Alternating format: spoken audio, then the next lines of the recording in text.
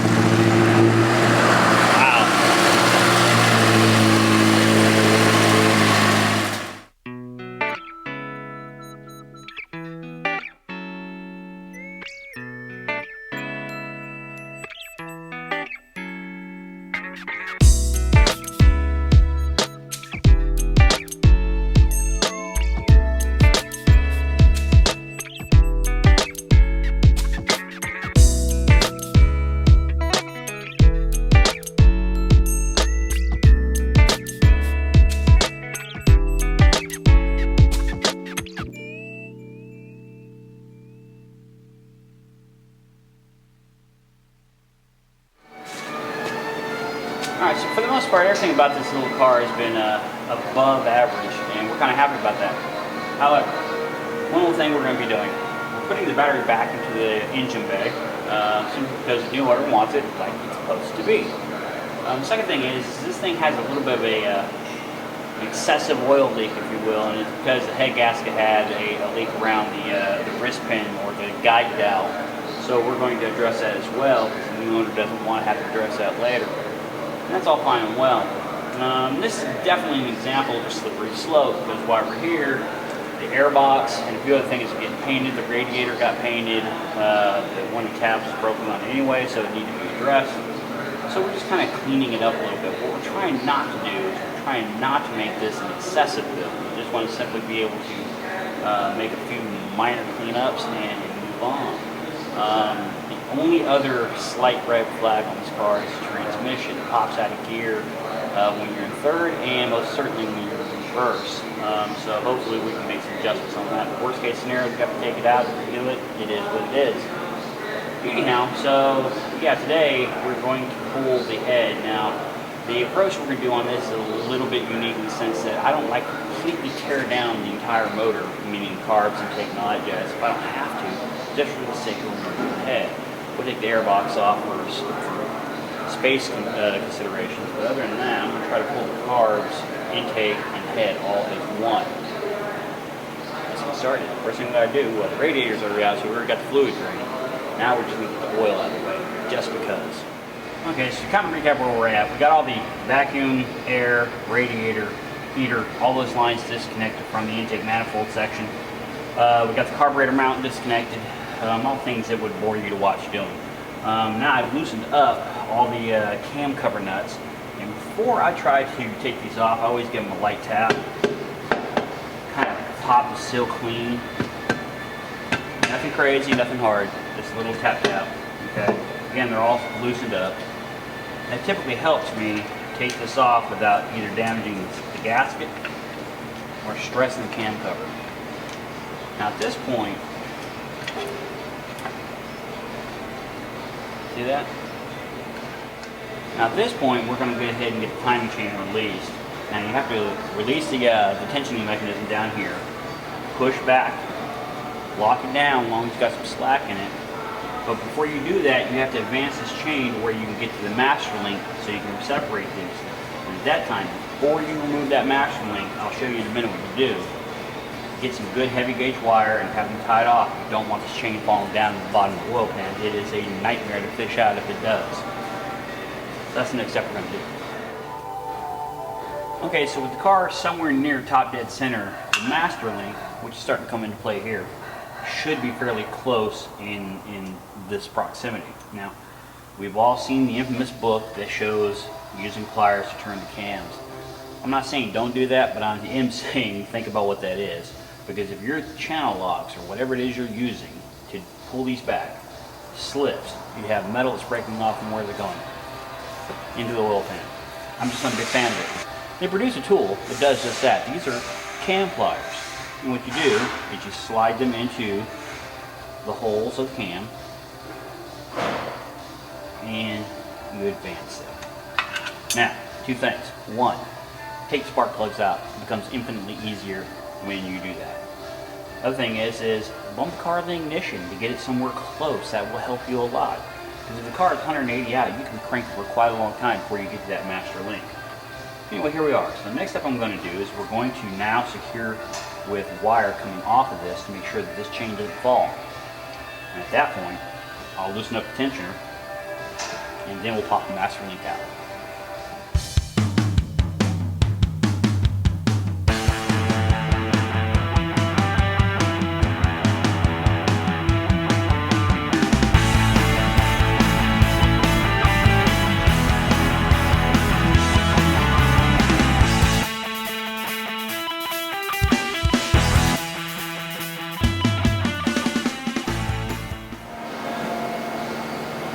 How for, you're wondering? Well, we're going to pop this link out, and then the plate behind it will inevitably always fall into the oil pan if you don't have something there to catch it.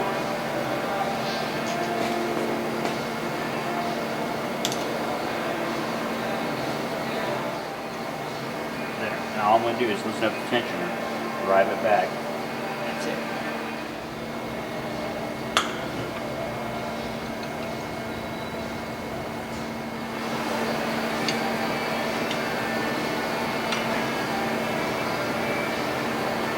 Remember, this is spring loaded, so now tighten it back up just to hold it all in place.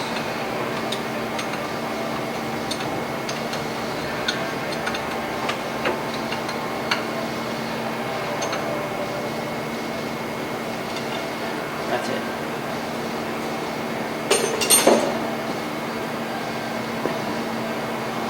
Tail back in place.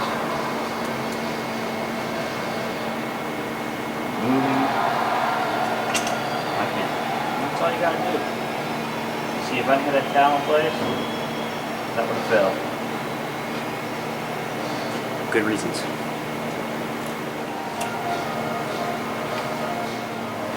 Now you see the value of these safety wires in place so I don't lose the chain. Alright, so this device is so I can pick up the oil in between or underneath the cam. You want to get that oil out of there because when you go to pulling this out, you're going to pour oil everywhere if you don't.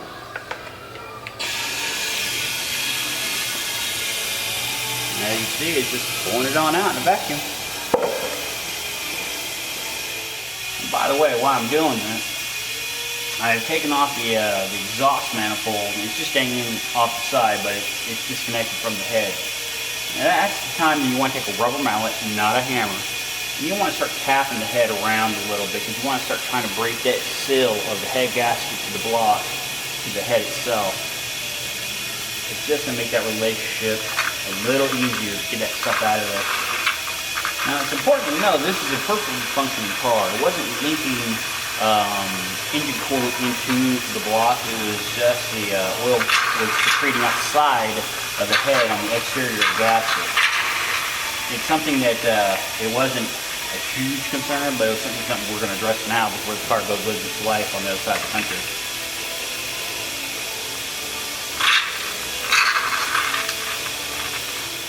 And don't fool yourself. There's supposed to a third, if not a half, a quart of oil that can sit on top of these cams. So doesn't sound like a lot until you pour it out. This bad boy's pretty loosened up and ready to come out. Now some of you probably wonder why I don't take the cams out. There's a reason I don't take the cams out. This way I don't have to worry about the followers or the shims falling out. Directly underneath these cams is the follower. Underneath that is the shim. Right now I don't have to worry about any of that falling out. If the cams are in place, they're free to go wherever they want. And the shims are about the size, about half the size of a dime. So they're really easy to lose. They're usually very much in different sizes based off of each one of the spacing needs of the valves. So this way I don't have to worry about any of it. It's just there. You can see why wiring off your chain is huge. So once I get this up and over the studs, then we'll loosen these up, let them go through, and pull them back up later once the head is off. But right now it's just a matter of loosening it up away from the block. And now that it's fairly loose, now I'm going to put plastic shims underneath it to kind of give me some support and help lift it up over.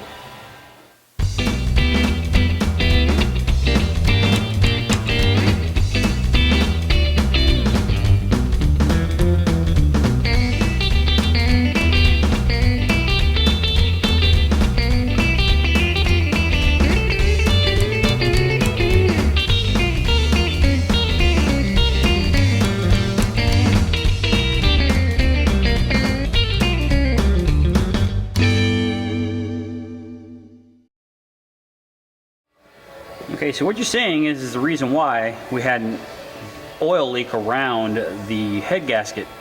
It's because this and this, these are the O-rings that go around the oil passage right where the head gasket is transferring from the block into the actual head. Anyway, you can see these two are heavily distorted and they're kind of chewed up. Therefore, that's why they were leaking. Okay, I'm getting ready to take all this off. The reason that is because I only want to deliver the head to our head guy the way it is. What's going on is we're going to have this head thoroughly checked out and see if there isn't any easy low-hanging fruit horsepower, so to speak, that we can get out of this thing before we put it back on the car. But as you saw, when we had pulled this head off, we saw that the intake side of number 3, which is right here, had some gouging, so to speak, minor gouging on the top of the dome of the piston. Now we see right here, right around the perimeter, this is chewed up pretty good. Again, it's not worthy of worrying about, but nonetheless, something was inside the piston. The valve itself is actually quite clean. There's no marring in it, but something fell inside this bad boy and tore this up. Anyhow.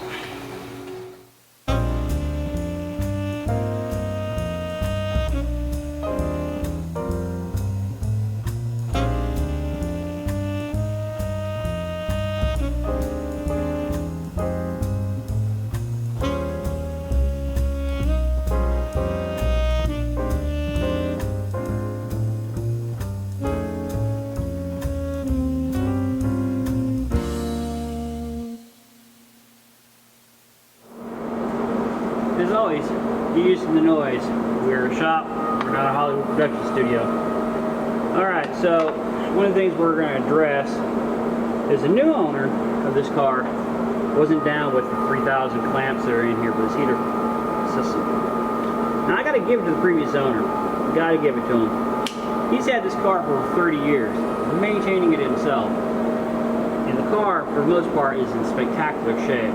It's nice when we can get a car from an owner who's had it long term as opposed to those who buy something for the quick flip experience, if you will.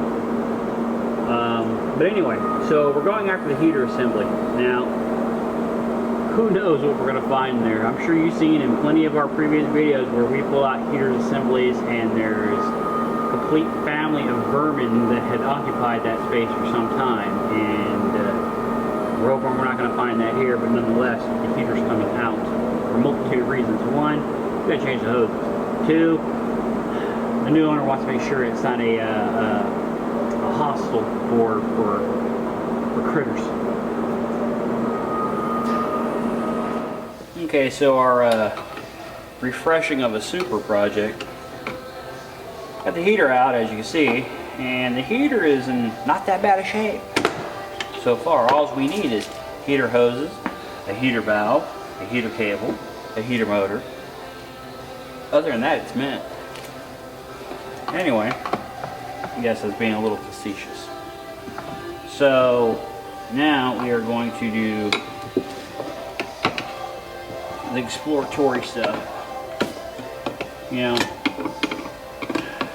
it's not something we should ever take lightly, I guess. But the thing of it is these heater cores, I've told you before, a long time ago, in a shop far away, that you gotta, if you're in here, if you have to do this kind of work, get that heater core, check it out, make sure you don't have all sorts of creepy things that have either lived in there, died in there, or bacteria growing in there. I mean, there's just all sorts of nasty stuff that happens inside these bad boys, and it's rare that we find one that is not. Now, with that said, I have a relatively clean heater core, which is rare, but can you see that? Ugh. That motor's locked up pretty tight, so it's done. But there's just a ton of debris in here. I mean, a ton. Who wants to breathe that in? Not me.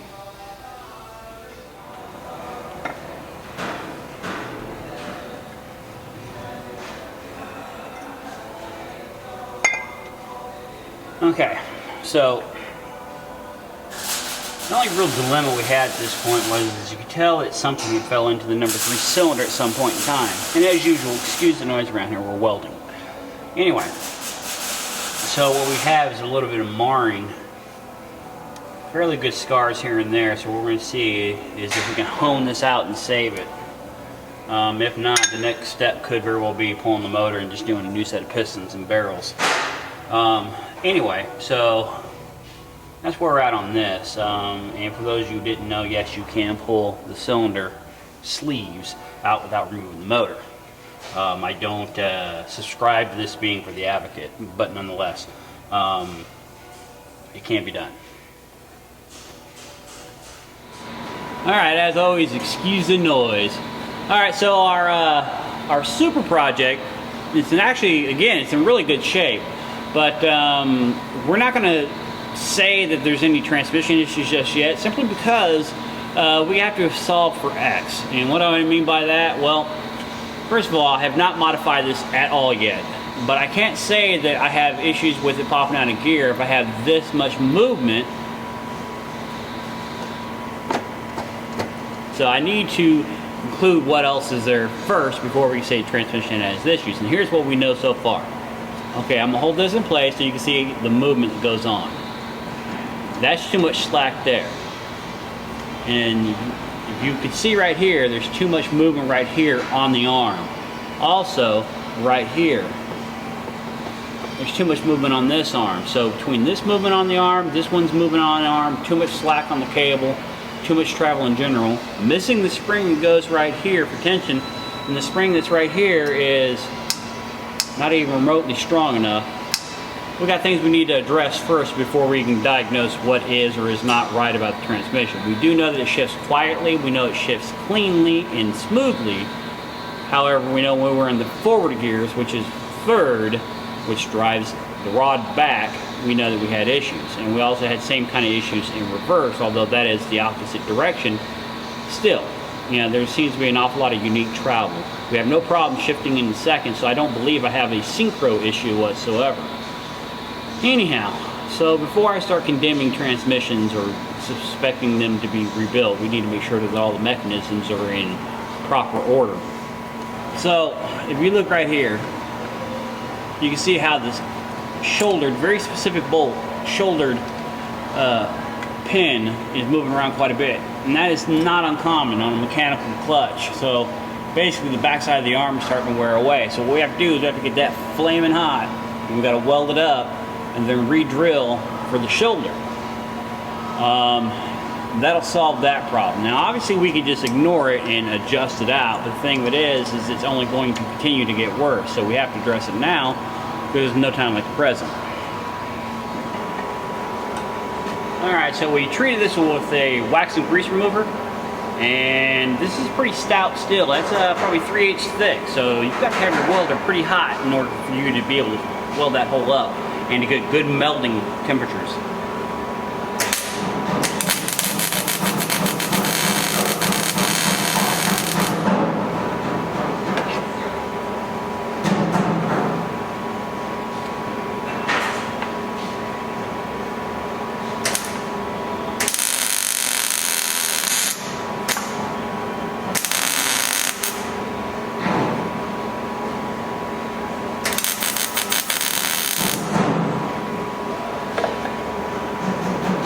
As you can see, that thing is red hot. That's how jammed up I have my welder in order to get a good penetrating weld. Last thing in the world I want is my welding material just to be sitting on that surface. It needs to be fully incorporated into that shifting fork in order for me to know that it's not going to break away and create another problem. Now, the worst thing I can do right now is go straight to drilling on this. I need to let it cool down, then we'll drill it to a precise level with the shoulder of the bolt that goes through it.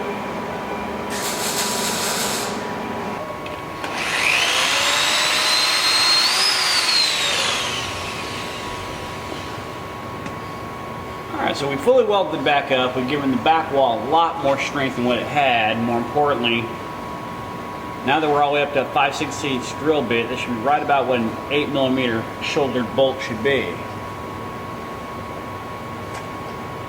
There we go, that actually fits really doggone nice, and there's no slop in it now. And that's what we're striving for, because again, I can't possibly calculate for a worn clutch unless I have all the mechanisms in place fairly rigid.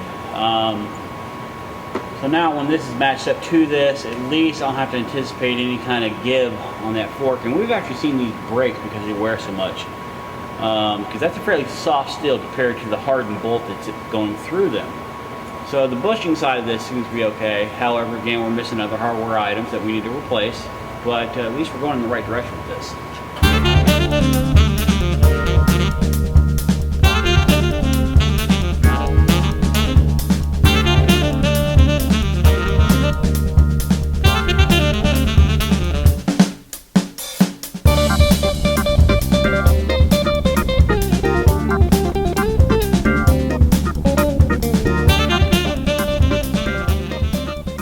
Okay, so things kind of got interesting with the Giulia Super that we purchased for somebody back east. We decided to go ahead and pull the motor and crack it open and make sure that the bearings and everything are okay and the crank is in good shape before it goes back east. Because the theory is that if we just kind of put a light refresh on the car now, we shouldn't have any issues, and it should be a long, enjoyable experience of ownership in the future. Can't really say I can argue with the idea. It's a grand idea in many ways. So here we are dismantling, not completely, but we're taking the oil pan off. We're going to inspect the crank bearings and the rod bearings, and then we're going to automatically change out the oil pump, because if we have no documentation when it was changed last, it doesn't get any easier than now to do it. We're also going to change out the water pump because there is no gauge of life left in a water pump, so it's better to do it now because it's already out. So we're going to put basically an engine gasket kit on here, assuming that the crank and the rod bearings are in good shape. We'll change out the water pump and the oil pump and put the motor back together. Now, meanwhile, the actual head to this motor is over at Steve Hanford's, getting a little more development out of it and refreshed before it's put back on. Steve also is honing the number 3 cylinder for us, because something had obviously fell inside this motor at some point in time and kind of chewed up number 3. The dome of the piston's in good shape, but however, the barrel was somewhat scarred, so we didn't feel like it was really all that savable, so we decided to just go ahead and donate a 1600 barrel and hone it and put it back in this. This particular owner is not looking for this car to be some massive horsepower or track prep car. He just wants it to be a reliable, good performing original 1600. And I kind of like the idea because, you know, we all kind of get caught up in the idea of making these things faster, hotter, better, instead of just enjoying them for what they are sometimes.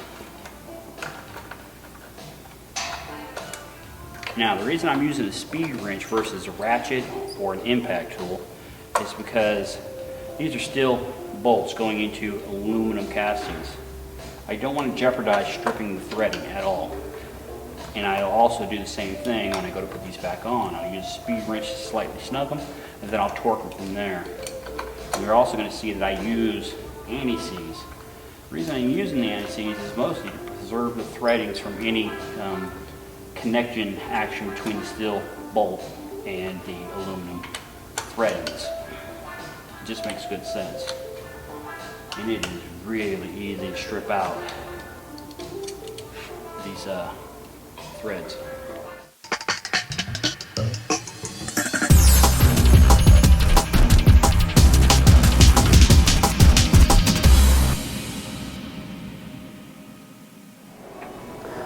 Okay, one of the biggest problems with this motor in the beginning was that it was leaking oil from the head gasket, and it wasn't really a structural problem much as it was a kind of a little less known problem. What the reality was is right here you have 6 oil pressure lines, and what this is doing, this is feeding the oil from the bottom up to the top of the cam and feeding the cam's lubrication, and they return back here. Now, in this case, these dowels, these are just little oil passage dowels. A lot of people use a roll pin, but the problem is it kind of floats around in there and it drops down, which is what happened in this case. Somebody had changed out all the oiling dowels, which should be a fairly tight fit, and they changed them out with roll pins. And what happened was those roll pins dropped down below, so when that head was mated to this, the O-ring that sits right on top of the head gasket had nothing to push up against. So you had 2 of them, this one and this one, that had distorted, and it was allowing oil to seep past the head gasket and come out on the motor. It was a significant leak, but not a massive leak, but it was enough of an annoyance that the new owner of this car didn't want anything to do with it. So, what we've done so far. We did a complete engine gasket setup on this. We changed out the rings. We honed the number 3 cylinder. All the rings are changed out, and all the gaskets have been changed out. New rear seal, new front seal, new water pump. Just because if you're there and you're cracking it open, you ought to just do it. The oil pump on this one appeared to be fairly new, and the oil pressure on this car was really good, so there's no reason to mess with that either. So anyway, it's not really a rebuild in any capacity. It's more of a gasket refreshening is what we've done so far. We're waiting on the mild customization of the head to be done, and then we're going to put it back on here, and then this thing's ready to go back in the car.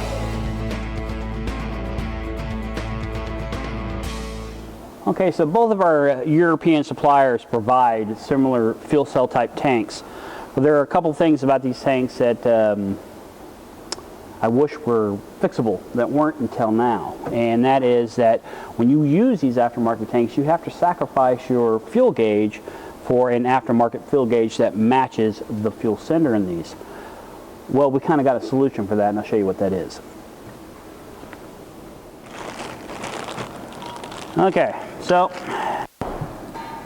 if you have one of those aftermarket fuel cells, you have to sacrifice your original gauge. Now, this is a step nose gauge, and I'll show you what's going on here. I don't know about your part of the world, but in our part of the world, we have bad habit. For whatever reason, the glass on these yellows. So I have a gentleman here locally that restores my gauges for me, and he does a fantastic job. And he's re-stenciled, and he does new lenses for me. So, you know, this is how I get them back from him. Anyway, so I was in a conversation with them, and I was saying, is there anything we could do about the fuel senders for these aftermarket gauges? And this is what he came up with. He has developed a fuel sender that'll now match your fuel gauge, whether it's the early series cars or the later series car. We now can use a new fuel sender that we're going to be able to provide for these aftermarket fuel cells. And that way you'll be able to maintain your original gauge instead of using that aftermarket VDO gauge, which quite frankly doesn't match any of the stuff in your car. And if you have a step nose, it's the last thing in the world you want to put in there, because you already have fantastic looking gauges in the step nose. So that's kind of the big news. Hopefully by tomorrow we will have our first carbon fiber drive shaft head, because we're this close to having that done. Okay, so race season is nearing us, and we need to get this car wrapped up in preparation for the season. It just so happens to be that this particular fuel cell by ETL uses the same style head unit, so another added bonus is these new fuel senders that we had created for the aftermarket tanks will also work on the ATL fuel tanks as well, which again is just yet another gauge that is not a part of this car that doesn't have to be in it anymore. It's kind of a big deal, especially for those who are into the aesthetics of things.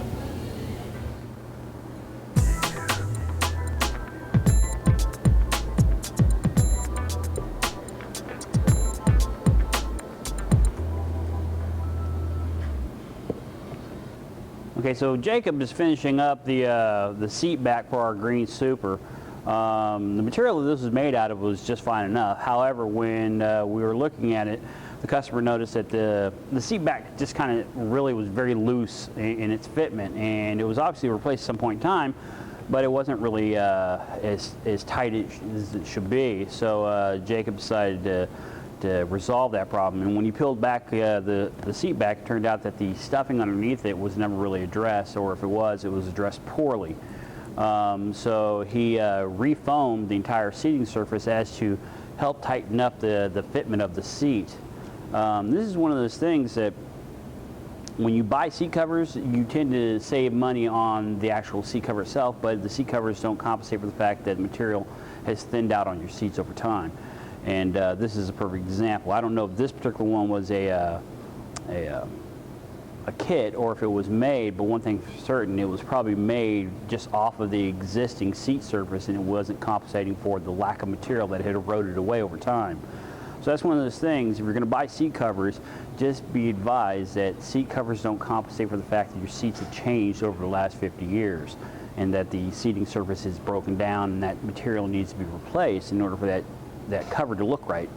For example, when we first started in on this, Jacob had noticed that this was really loose, like a really cheap suit, if you will. And now it's much, much tighter, and it's the way it should be.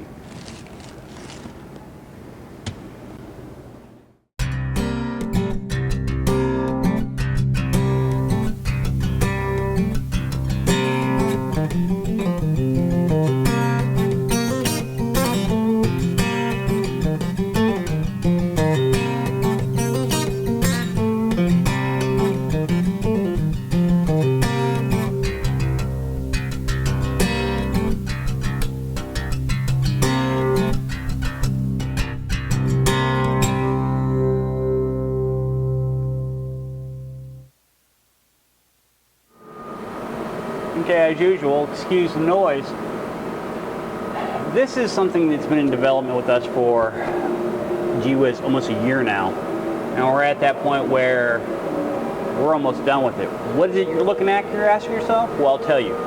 This is the head of our new carbon fiber drive shaft. We're developing a single piece carbon fiber drive shaft. This is not new technology in this world. This is something that a good friend of ours has been racing with one for 8-9 years now, and without fail. So we think it's worthy enough to have it in an application form. So in order for us to fund something as expensive as R&D to make this something we can produce, it takes time, and it takes an awful lot of resources. And this is an expensive venture because the place that's making these for us is 3,500 miles away from here. So the measurements, the calculations, the design, lots of conversations, lots of developmental work, and that slipped on just as perfect as can be. that is a dead-on measurement. I'm very, very happy with our initial setting. So basically what you're looking at is the head of the spherical setup portion of the carbon fiber drive shaft. Now, I want to talk to you a few minutes about what is so big deal about this. And I'll tell you, the carbon fiber drive shaft is going to weigh next to nothing in comparison to your stock drive shaft. You're going to get that horsepower back that is lost in your double articulated drive shaft that you have. Guys who race Mustangs have gotten away from that two-piece drive shaft they have a long time ago in trade for either aluminum drive shafts or carbon fiber ones. In the Apple world, we need carbon fiber. We don't need an aluminum piece drive shaft, single-piece drive shaft, and this is why. I'm trying to get rid of the Guibo, or the Gaibo, or the Gibo, whatever you want to call it. Here we call it the Guibo. Anyway, we're getting rid of it because the carbon fiber drive shaft deflects about 20 degrees on each torque thrusting. In other words, you get on the pedal, that carbon fiber drive shaft actually twists a little bit. So it alleviates the need for the Guibo. And that is a huge deal because I don't like the single spherical setups that some people sell because it is a brutal experience in the car. You feel every vibration, every little nuance of the drive shaft when you have just a solid connection. I don't care for it. So I'd rather have a Guibo or Gibo over that. However, if I could have something that absorbs that energy that is critical, the whole purpose of having the Guibo, that would be even better, which brings us back to having a carbon fiber drive shaft. We get that 20 degrees of deflection. It's rated, the one we're designing is rated up over 400 horsepower, so I don't have to worry about shattering it. And if it ever did break loose, it's going to shatter like glass. It's not going to blow through the transmission tunnel like you've seen in those photos of all these famous race cars that the Guibo let go and the drive shaft broke through the floors and destroyed people's legs. We don't have any of those fears. More importantly, we have a beautifully, very well balanced single-piece drive shaft, and that is going to be a tremendous benefit because your drive shaft weighs approximately 35 pounds. This is going to weigh less than a third of that. Your drive shaft has bearings all over the place. You have a centerpiece articulation mount, you have universal joints in it. There's just a tremendous amount of things that either A, need maintenance, or B, steal horsepower away from that motor, and we need to get every bit of the horsepower and torque we can. The beautiful thing about a carbon fiber drive shaft is you get all that back. So it's going to be really low-hanging fruit to get great throttle response to the rear wheels without beating up the differential or without having to overcome the weight and the power stealing properties of a two-piece drive shaft. This is a big day. I'm really, really stoked that this is here.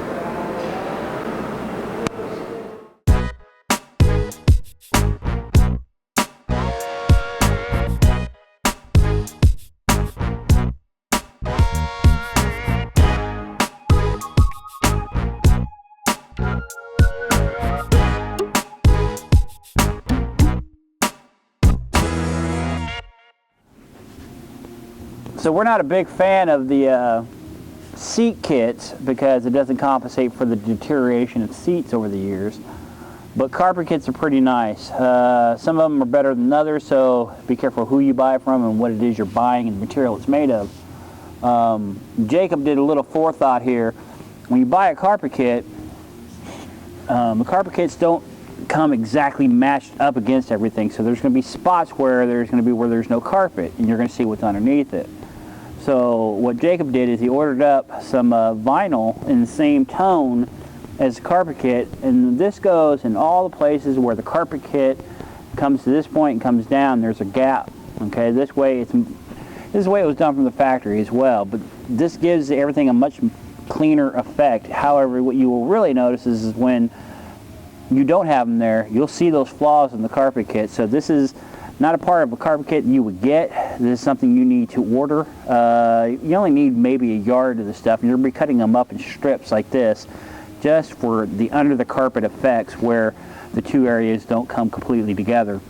But as you can see, watching Jacob for the last few minutes, you need to have not only a good tolerance for glue fumes, but you need to have some pretty good skills on how you're putting it in. So you put it, he put down what this is called jute. you put down a level of Jew, it just gives the carpet a little more comfortable feel. It is somewhat of a sound deadener as well, but this is over the existing sound deadener because everything inside this car was already in fairly good shape, so we're not looking to go deeper into the restoration process. Anyway, so if you're going to do a carpet kit, make sure you order up a vinyl that's in the same color spectrum as the carpet kit itself, because you're going to need it where all the metal ends and the carpet starts, where there's not an exact coverage area.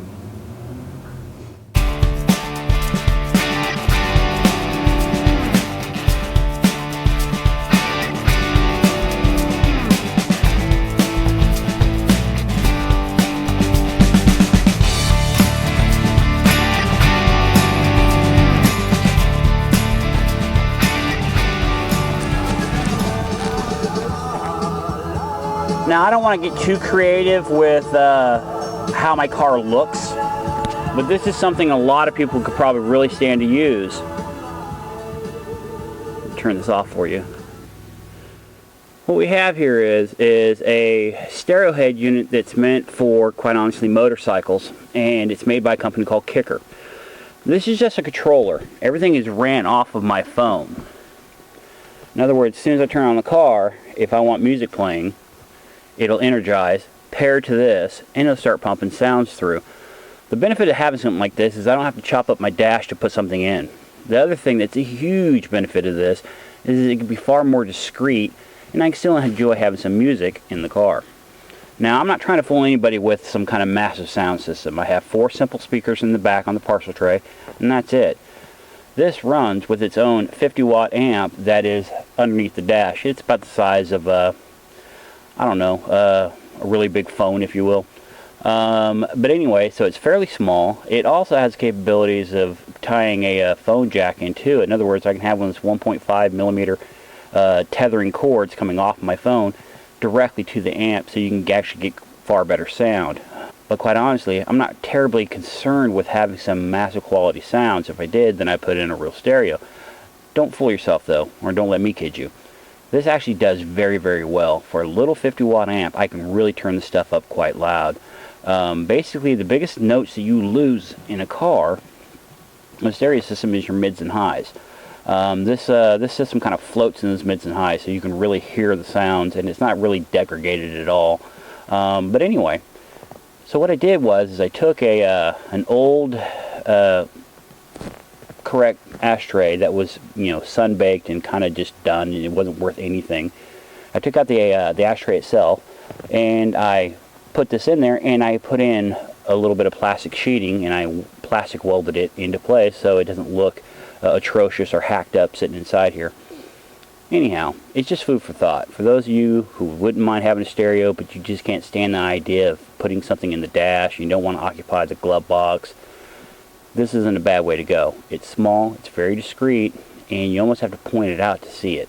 And that's the way to go for me, because all I gotta do is hop in my car, I don't have to plug in anything, and it instantly pairs my phone and it starts playing the music I listen to, whether I'm listening to a Pandora station or XM radio or any other internet provided radio. I have it all at my disposal, and I don't have to plug in anything.